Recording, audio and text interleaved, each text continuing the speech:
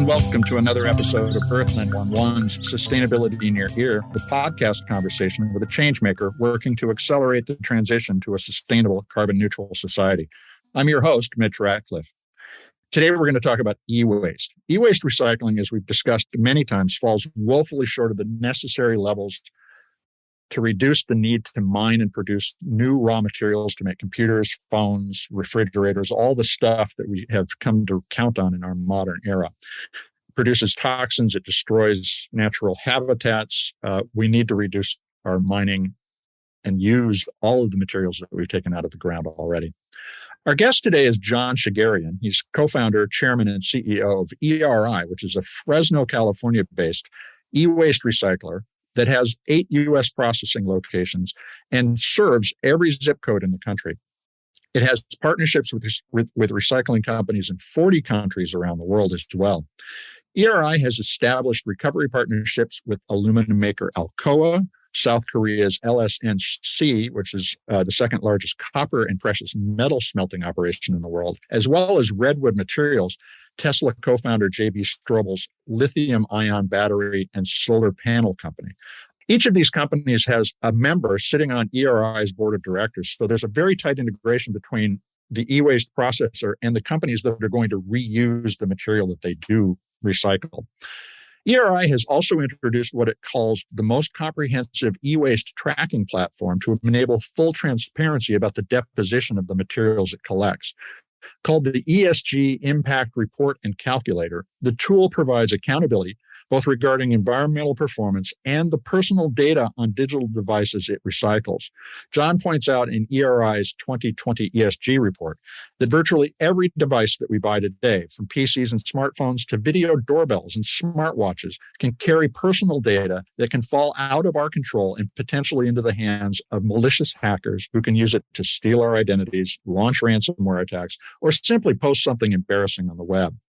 We'll get an update about the state of e-waste recycling and how to protect our data when recycling a digital device in this conversation today. You can learn more about ERI at eridirect.com.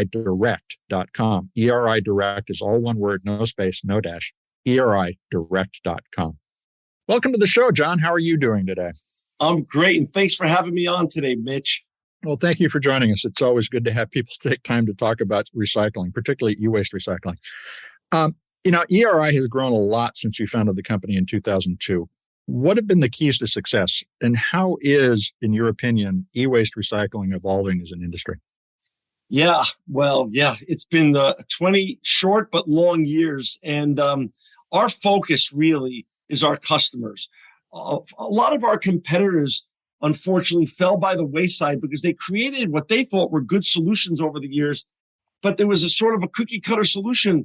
But what we realized is that clients really were very unique, and we had to almost create concierge services and solutions for every client, because even though Best Buy and Staples and Walmart could all be cast as a big box retailer by Jim Cramer on CNBC, they are really very unique and have their own DNA and their own way of doing business. So we created specific solutions for all our clients. And I think that led to a lot of our success. So we were very customer obsessed. We were very focused from the get-go on sustainability and innovation. And the last but not least, which we'll talk about today, hopefully more, we were focused on radical transparency with regards to our upstreams and our downstreams.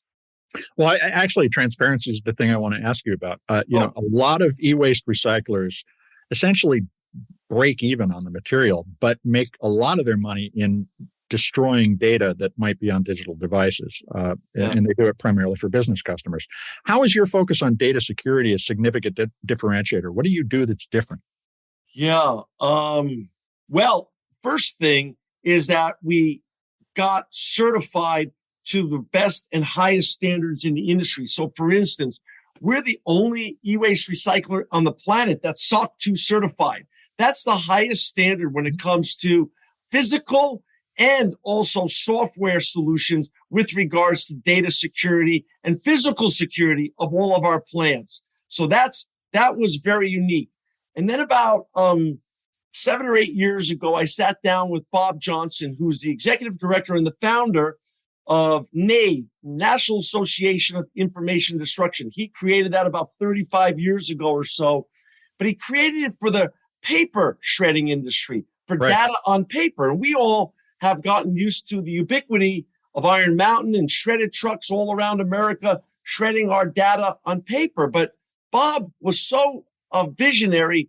About 7 or 8 years ago, he saw the coming need to shred data in hardware, and he decided to create a new standard for shredding data in hardware, which then companies like ours in the e-waste industry could get involved with. And we did, and we got all 9 of our facilities now in the U.S. certified to NAID certifications. And again, that sets us apart because a lot of people say they're NAID certified, Mitch, but they say that on their website, but they're NAID certified in only one location, not all of their locations. So having the higher standard for every one of your locations gives a lot of peace of mind to your clients. I think the other thing is I read about ERI that stood out for me is that you're so deeply integrated with your downstream partners, the companies that are taking the material and reusing it in various ways. Redwood Materials, for instance, being one of those examples. Why didn't everybody look at this as a vertically integrated issue? I mean, that seems like that's the way you're going.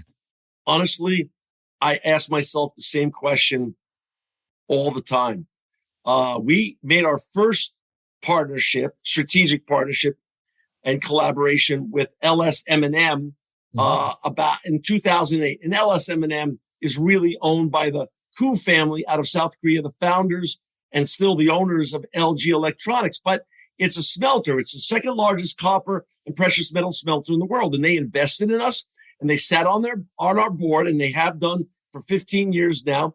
And we collapsed the downstream. Our printed circuit boards are shred in our facilities, and they go directly to South Korea to LS-M&M. And that created this.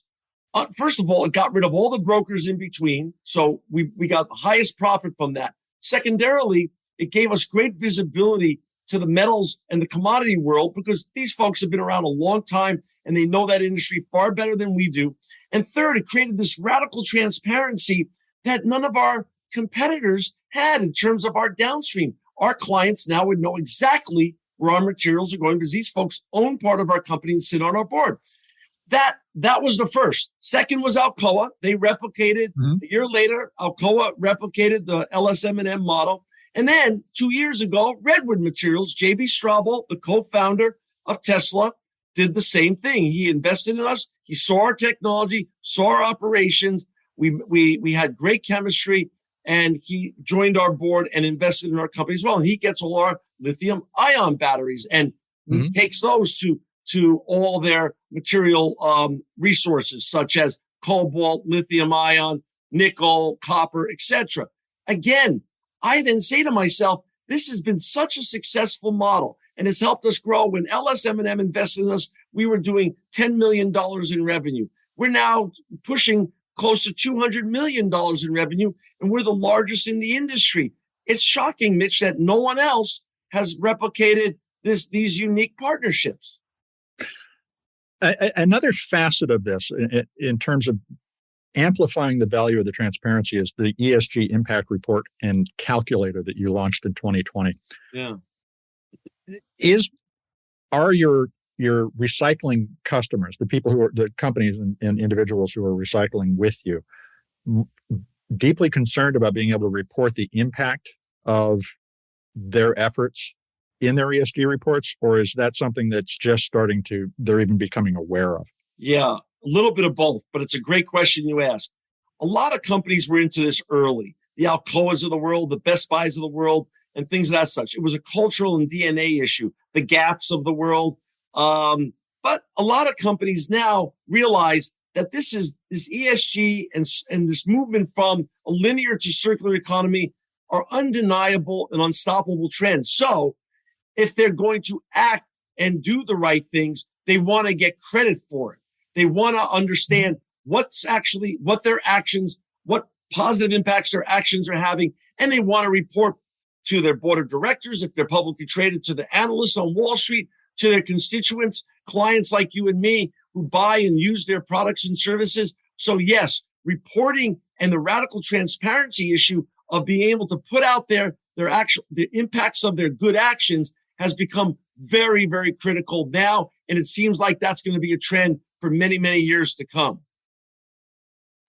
Let's talk a little about the supply chain you've created. One of the things that also stands out is you have all these international recycling partners all over the world.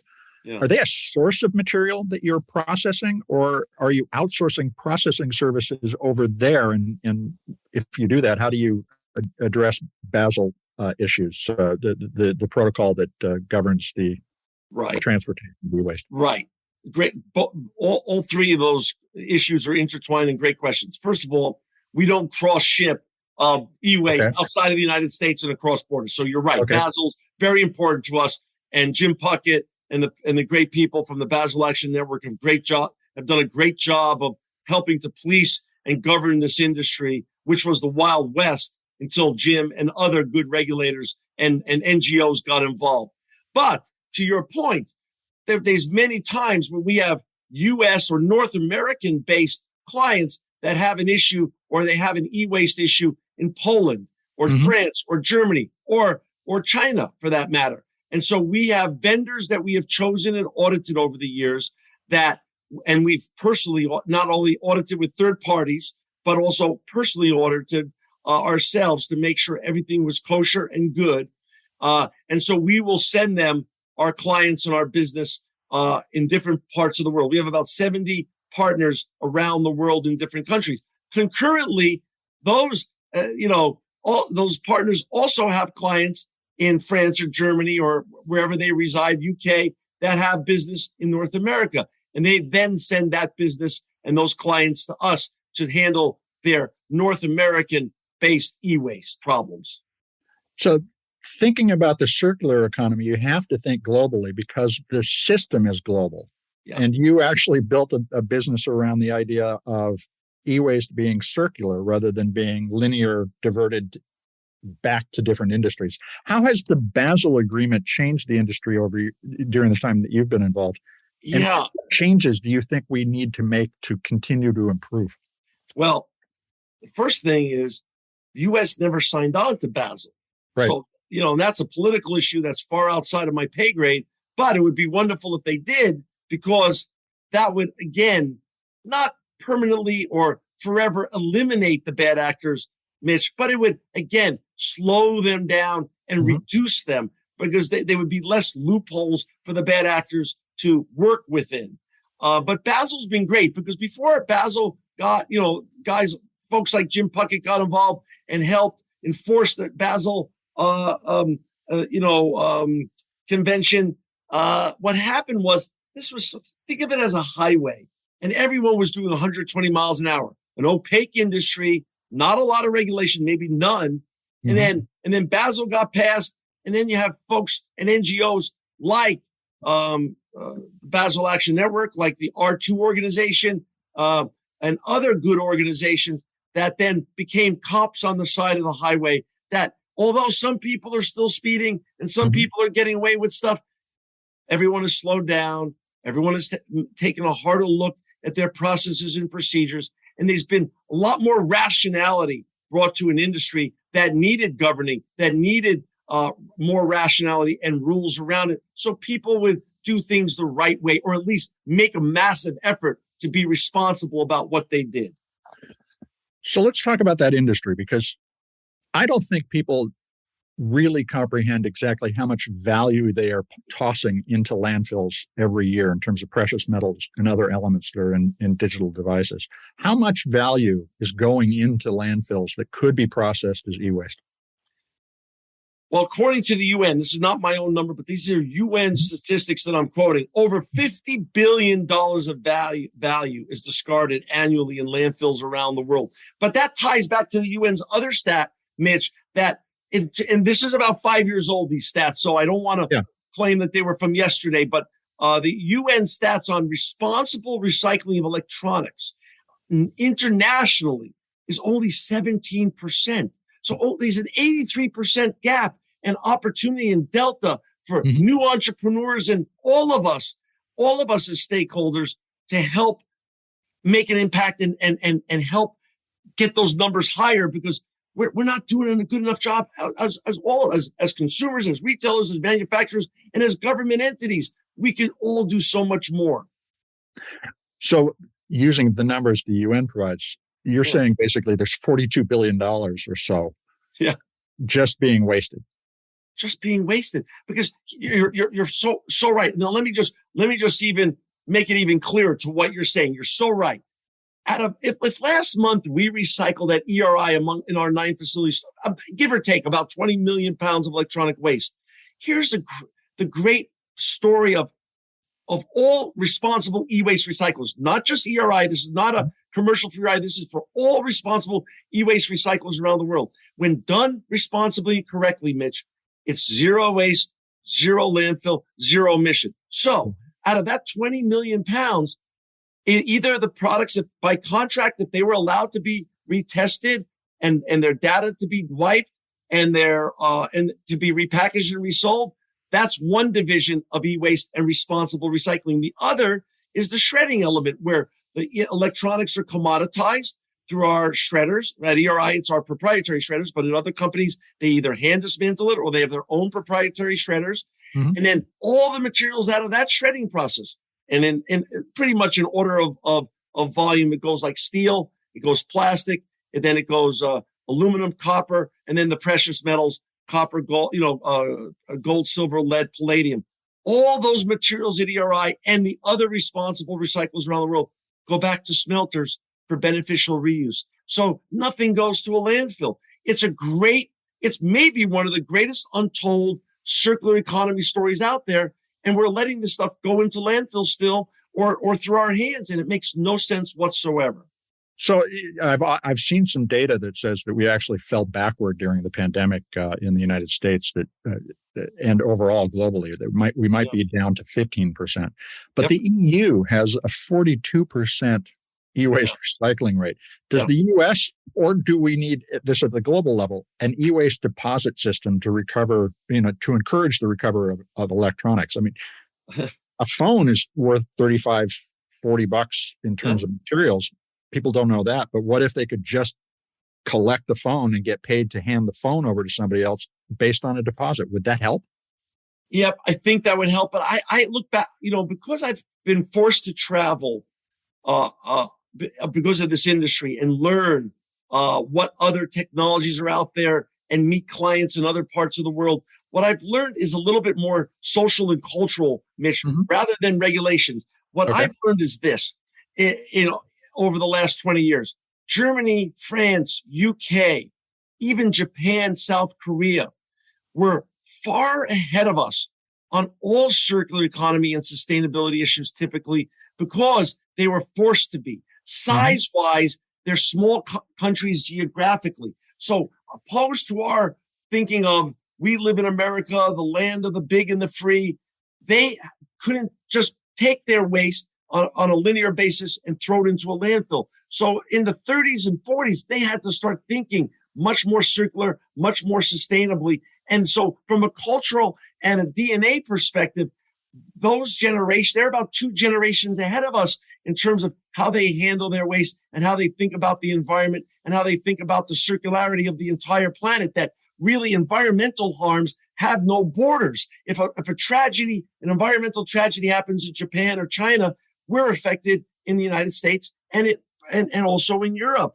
We have to all just be better stewards. So I think the issue is, yes, government could do and should do more, to your point, Mitch, but I think all of us could do more as just stakeholders, because we're all enjoying the benefit of the technological revolution. So we can all just do a little bit more to actually support the circularity of recycling these materials when they come to their end of life. It's interesting. Essentially, what you're saying is the United States takes pride in the fact that we throw stuff away, and that has been part of our culture, and we need to change that, which is so true. I want to take a quick commercial break, and we're going to come right back and continue the conversation.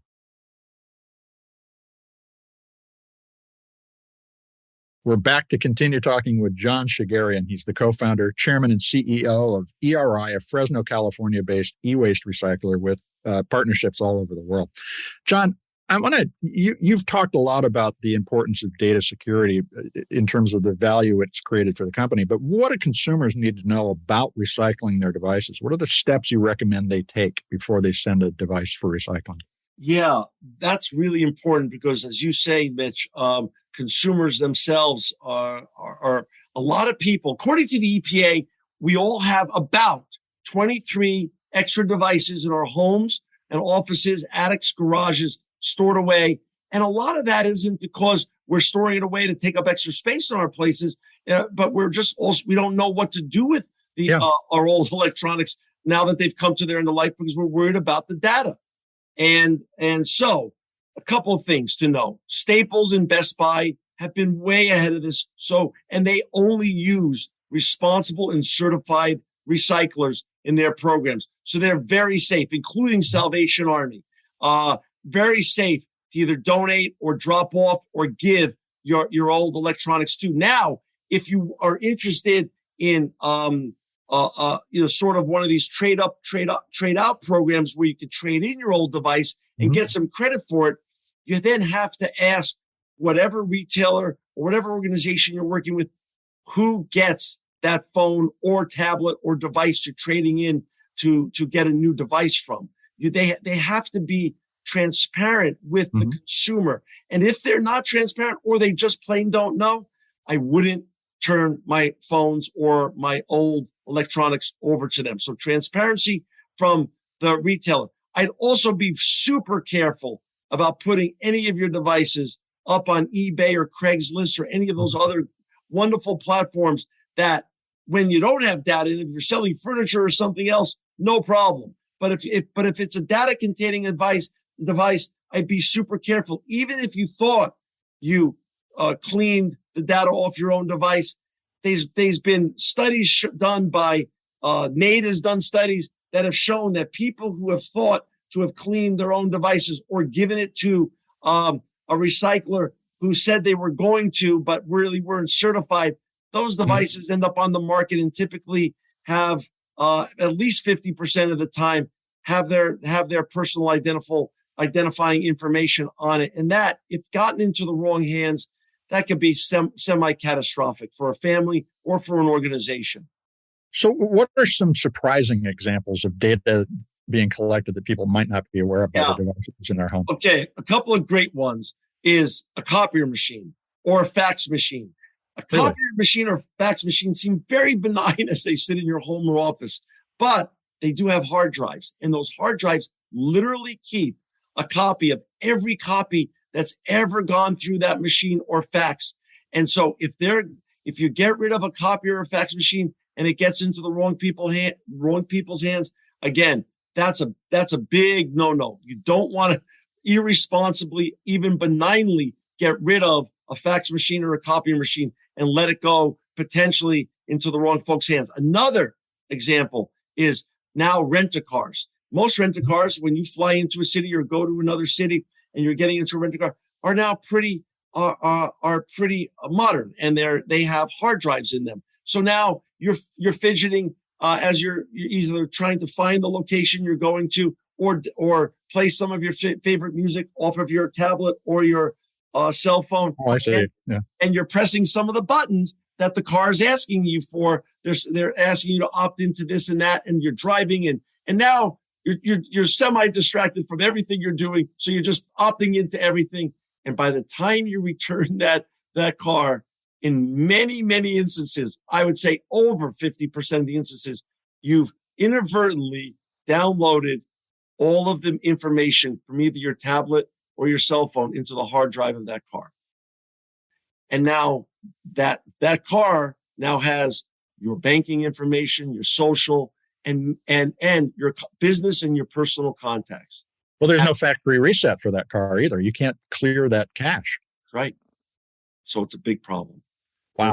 Many of the rent-a-car agencies have become clients of ours because of this, and also car manufacturers who are getting back cars on leases that are full of other people's information. So again, these are the ubiquity of electronics, Mitch, over the last 30 years has been wonderful and has made our lives so much more interesting and interconnected for so many reasons. But the dangers that lurk within these devices, if not properly disposed of when they come to their end of life or the end of their lease life, could be just really, really bad. And so people just have to think. Also, wearables. Think about your Aura Ring. Think about your Garmin watch. Think about the stuff that you have in your house now, your Nest and your Ring. This stuff all is collecting lots of data on us.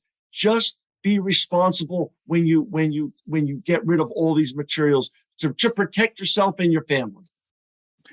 Now, let's turn to the way that the largest manufacturers, electronics manufacturers, are currently recycling. Just as disclosure, folks, I've worked for two of the companies that I'm going to name and covered Apple as a journalist for many years. So Apple, Samsung, and Microsoft, among others, do collect more devices today, but they tend to scrap it all and then buy and send to somebody else to scrap. And then they buy the raw materials back. Why, John, aren't they thinking about really closed loop circularity?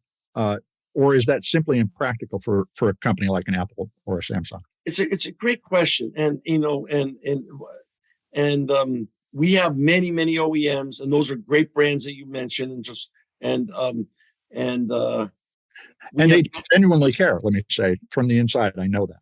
Right, and they care. I mean, because listen, the people that run all those organizations you just mentioned, and all the other OEMs for that matter, are people like you and me, Mitch. And there's nobody that I've ever met in my travels or you've met that don't want themselves and their children and their grandchildren to breathe cleaner air and drink cleaner water. We're all for the environment, no matter what our political bents are, and no matter where we grew up and things of that such. Everyone wants the right thing for the environment to happen. So I think when they first started doing their business and built their fortunes, they were in the business of making cool, innovative products. I think as time has evolved and times have changed, and younger consumers have come on board and are voting with their pocketbook, wanting materials now, wanting new items made sustainably or out of more recycled materials. I think OEMs are taking a very hard look at that. And I'll give you a couple of clear examples. Just in the last 3 weeks, we've had 5 OEMs come to visit us at ERI, big names. And what they come now with, this is a first, Mitch. They bring their engineers now. The guys that are actually the men and the women that are super brilliant people that are creating these new products 2, 3 years, 4 years out. And they're seeing what's difficult. Where are the friction points in recycling in our facilities, which they've never done before in all of our 20 years. And how can we make our products, as you said, not only out of more sustainably sourced materials, such as our recycled commodities, but how can they just functionally make them easier to recycle? And so I think that trend has started, and I think that trend is going to be part of the future. So I think I'm very hopeful for where we're going with the trends of the OEMs being very interested in design for sustainability and the circular economy. Well, if you do these closed loops, particularly more regionally, you reduce shipping and other emissions related to just moving the material around for processing. Do you see prospects for creating regional closed loop e-waste recycling systems improving? And obviously, with your locations all over the country, are you thinking about how to facilitate those? Yeah, I mean, you bring up a great point. As everyone is thinking about scope 1, scope 2, and scope 3 and emissions from not only how you manufacture these materials and how you recycle them, they're now thinking about, as you said, how you transport them when they're either, brand new going to be sold or after they're used going to recycling. So yes, I think all waste should be handled locally. It's a local industry. And to think that, for instance, we never dreamed, Mitch, when we started this business, I'd be totally fibbing to you to say, hey, when we started this business, we thought we'd have 9 locations. Honestly, we thought we'd have one big location in California, have a nice California-based business, and go from there. But because we realize our clients are national and many of them are international, they need solutions wherever they are. And it's usually typically a 300 to 500 mile radius. So we build our facilities when you lay over and you draw a concentric circle around all of our facilities. Typically, it would show that we cover every zip code in the United States. We also cover Alaska and Hawaii, but those are a little bit more unique and anomalies. But to your point, yes, recycling is going to get more local, and it's only right that it does so, because it's just better business that you recycle what's used within a 300 to 500 mile radius from the points of use. So what are some of the most effective ways to reduce the emissions and waste and even water consumption associated with recycling? Do you have suggestions the industry should be considering? Yeah, it's all the stuff that we've been hearing about. And the nice thing about e-waste recycling is we don't use water, so that's good. And there's no runoff and there's no water concerns at our facilities. Emissions from our suppliers, we're now looking very hard at Scope 1 and Scope 2 emissions ourselves. We're not only externally focused on helping our clients achieve their goals, we are also internally focused to be a better company and continually improve ourselves all the time. So, challenging our suppliers, challenging our own energy usage at our facilities, and also fleet and route optimization. We're using more and more AI and technologies such as that have popped up during the advent of our company to better utilize our routes and our fleet. So this way we cut down on our own fleet emissions and our route structures. So yes, every one of us can be better in terms of how we treat our organizations and how we treat the environment. And I think it's really important to keep that in mind. So I really appreciate that question. Well, now you reported your Scope 1 and 2 emissions for the first time in 2020 and have a commitment to reach zero emissions by 2030. How's that going? Where are you on the path? Yeah.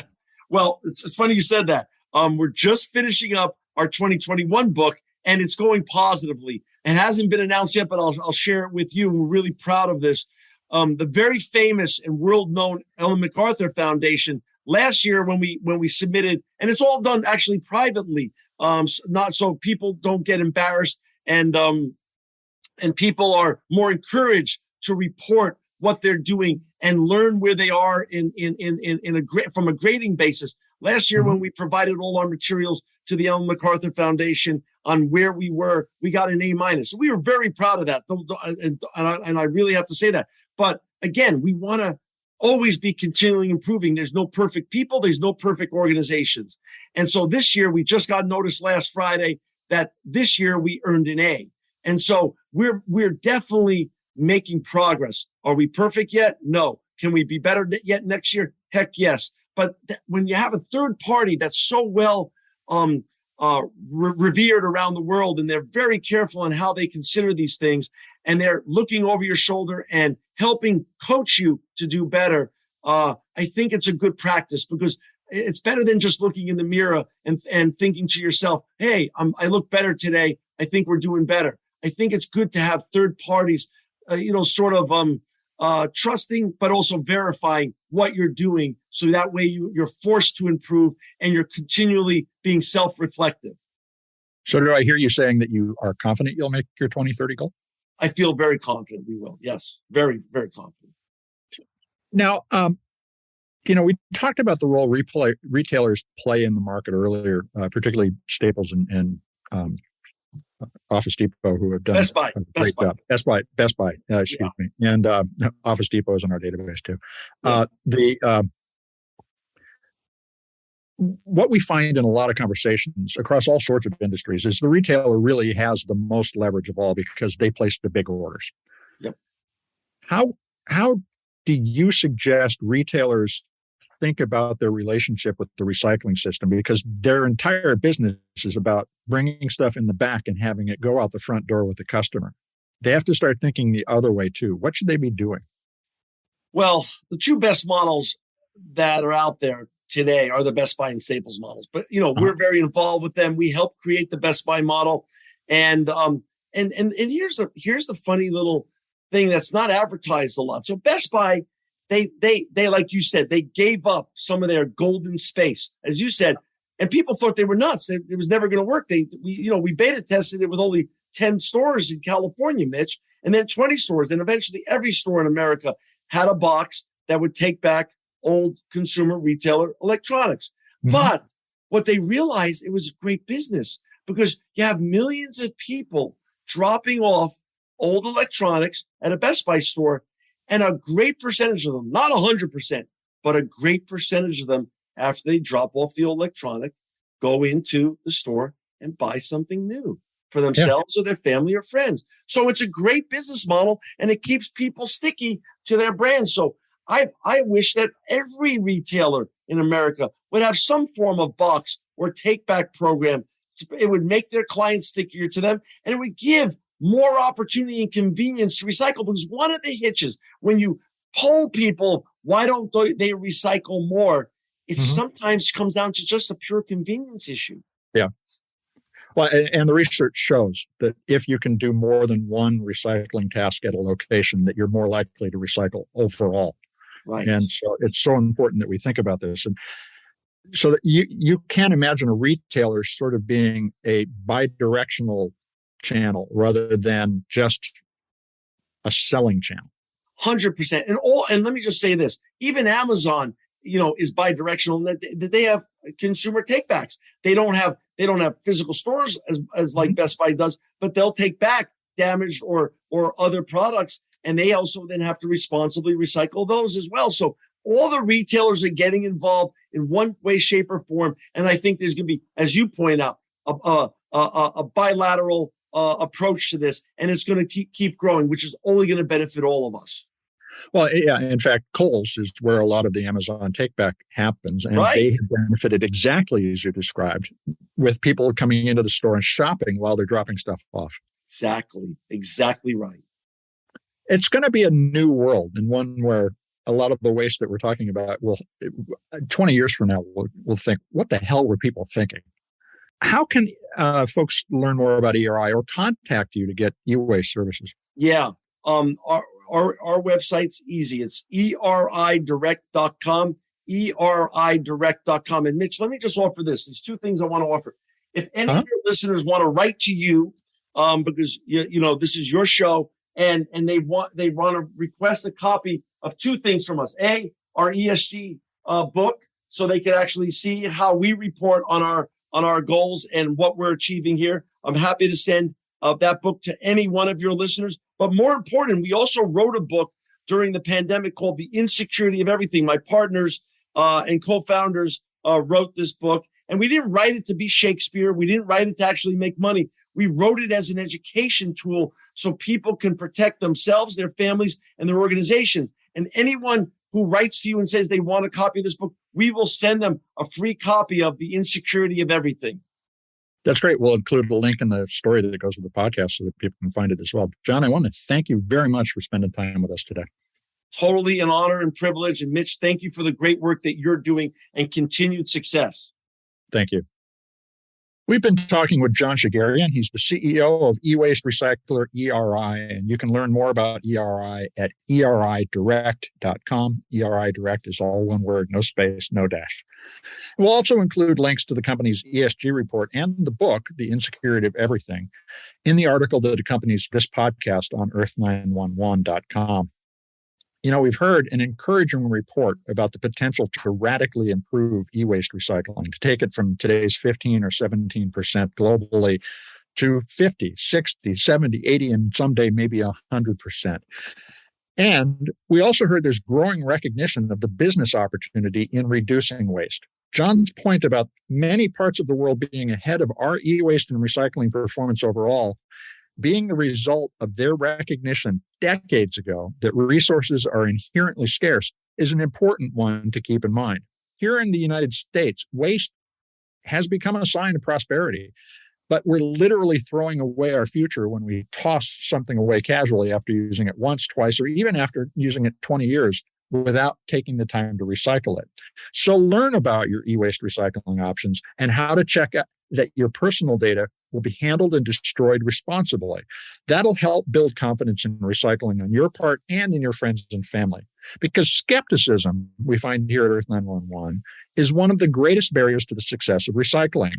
It really is a matter of deciding to participate safely and responsibly in the recycling process. Each of us is the first step in recycling. And if we don't act, no one will be able to recover those materials without us. So learn and take the time to do your recycling whenever you can.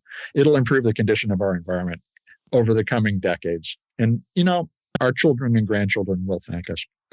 I hope you take a moment to share this show, too, with all your friends, family, your coworkers. Let's get more ideas out there so that we can create a less wasteful world. We hope that you'll also share this, amplify this story with your friends and family. Tell them that Sustainability in Your Ear is available on Apple Podcasts, Spotify, iHeartRadio, Audible, and any of the other places they might be looking for their podcasts. I'm Mitch Ratcliffe with Earth911. We're going to be back with another innovator interview soon. In the meantime, folks, take care of yourself, take care of one another, and let's all take care of this beautiful planet of ours. Have a green day.